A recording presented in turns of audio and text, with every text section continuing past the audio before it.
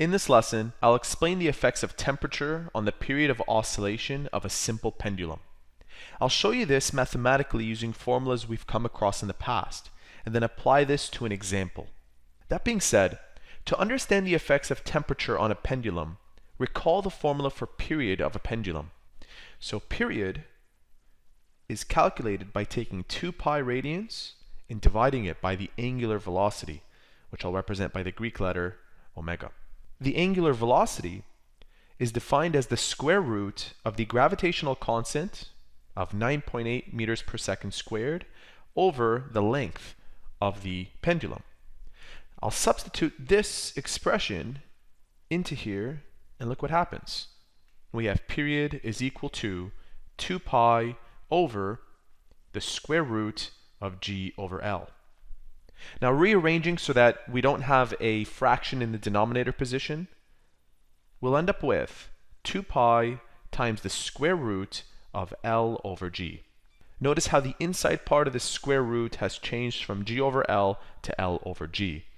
And a better way to represent p is by using the letter t for time, because the units for period are technically seconds. So why am I telling you all this? Well, if we take the differential with respect to length, the variable that depends on the temperature, we get the following equation. Let's begin by taking the derivative of this term with respect to L. You should get dt over dl.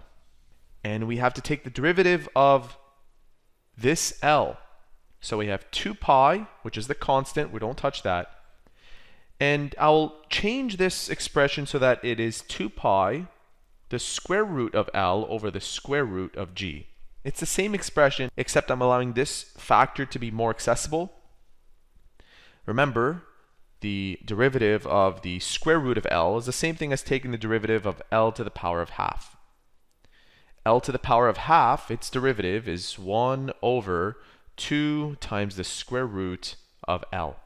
So I'll place that in here where I have 1 over 2 times the square root of L, and don't forget the square root of g, which we haven't touched, so I'll rewrite it underneath.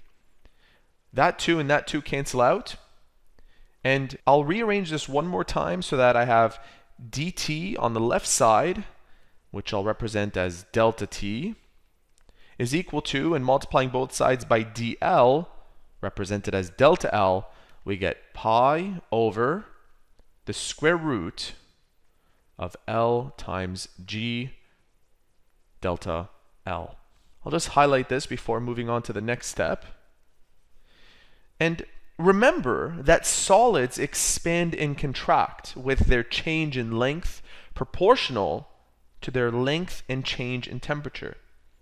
This is represented as, based on our previous video, where delta L is equal to the coefficient of linear thermal expansion, and I'll represent that by the Greek letter alpha, times the length times delta T, or the change in temperature.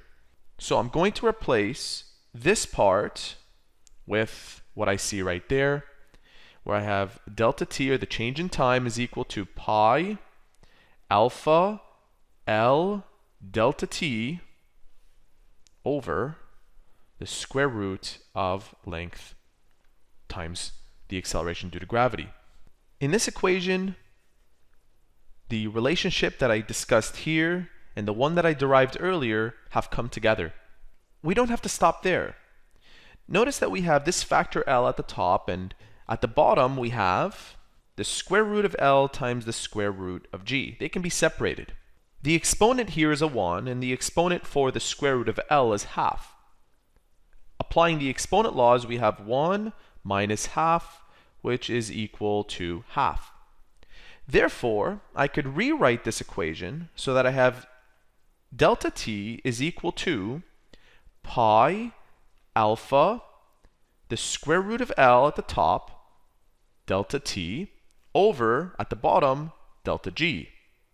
Rewriting this further, I can have the square root of L over G, and notice that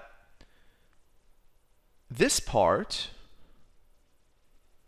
looks awfully similar to the formula that we had for period at the very beginning.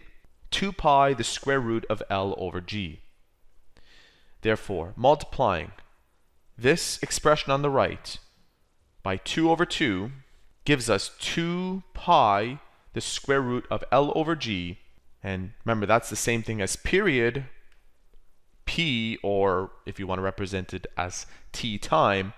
Dividing both sides by the expression gives us delta T over T is equal to alpha delta T over 2. That right there represents the fractional change in period per unit time. Now let's apply this to an example. Calculate the fractional change in period for a brass pendulum going through a 5 degrees Celsius change from summer to winter. And this isn't unusual at all. So to calculate the fractional change, which is this part, we have the change in period over time is equal to the alpha value for brass. The alpha value for brass is 18.9 times 10 to the power of negative 6 per Celsius. So I'll write down 19 times 10 to the power of negative 6 per Celsius. I've dropped the decimal for simplicity.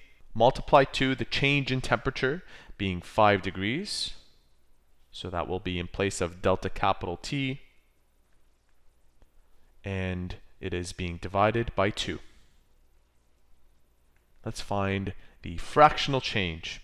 Using our calculator, 19 times 10 to the power of negative 6 times 5 divided by 2 times 100%, and that is a change of 0.00475% within that 5-degree change. And to interpret that further, as the temperature increases, the length of the pendulum gets longer and the time for one oscillation gets longer. Therefore, pendulum clocks run slower in the summer. And there you have it. Now you know how to identify the effect of temperature on the period of a pendulum.